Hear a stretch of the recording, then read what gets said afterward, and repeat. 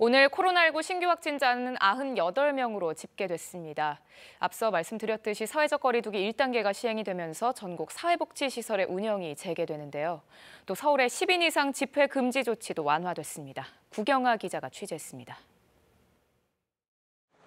사회적 거리두기 1단계로 돌아온 첫날인 오늘 국내 코로나19 신규 확진자는 98명으로 집계됐습니다.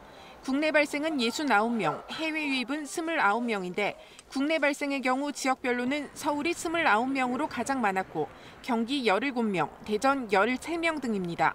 산발적인 집단 감염이 계속되는 가운데 서울 서대문구 장례식장과 관련해 지난 8일 첫 확진자가 생긴 뒤 10명이 추가 확진됐습니다. 경기 수원시 스포츠 아일랜드와 관련해선 지난 6일 첫 확진자가 나온 뒤 5명이 추가됐고 동두천시 친구 모임도 누적 확진자가 15명이 됐습니다. 사회적 거리두기가 조장되면서 휴관 중이었던 전국 사회복지시설 9만 5천여 곳의 운영은 재개됩니다. 중앙재난안전대책본부는 지방자치단체의 방역대책 점검을 마치는 대로 사회복지시설의 문을 신속하게 열기로 했습니다. 다만 탐방객이 급증하는 단풍철을 맞아 국립공원의 단체 탐방은 제한하기로 했습니다. 오는 토요일부터 다음 달 15일까지 21개 국립공원 주차장 이용이 통제됩니다. 또 정상부, 전망대, 쉼터 등 탐방객이 밀집할 수 있는 장소에 출입금지선을 설치하고 설악산과 내장산 등 케이블카 탑승 인원도 50%로 제한해 탐방객을 분산하기로 했습니다.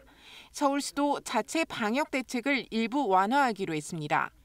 기본적인 생활 방역 수칙 준수 여부를 더욱 철저하게 관리하고 일괄 통제보다 위험 요인별 핀셋 방역 대책을 가동하겠습니다. 여의도, 뚝섬, 반포 한강공원의 밀집 지역 통제는 해제됩니다.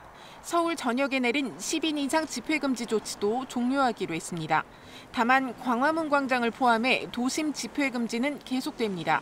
또 서울 전역에 100인 이상 집회 금지를 시행해 감염 위험이 높은 집회에 대해서는 2단계에 준해 대응하기로 했습니다.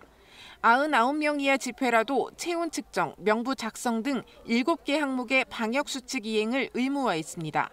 방역당국은 거리두기가 조정됐지만 경각심을 유지해달라고 요청했습니다. 코로나 감염은 환기가 안 되는 밀폐된 환경, 또 거리두기가 되지 않은 밀집한 공간, 즉 산밀 환경이라면 어떤 시설이나 어떤 장소에서도 전파가 가능합니다. 방역당국은 특히 기온과 습도가 낮아져 코로나가 확산될 수 있다면서 마스크 착용과 손 씻기 등 생활수칙 준수를 강조했습니다. KBS 뉴스 구경아입니다.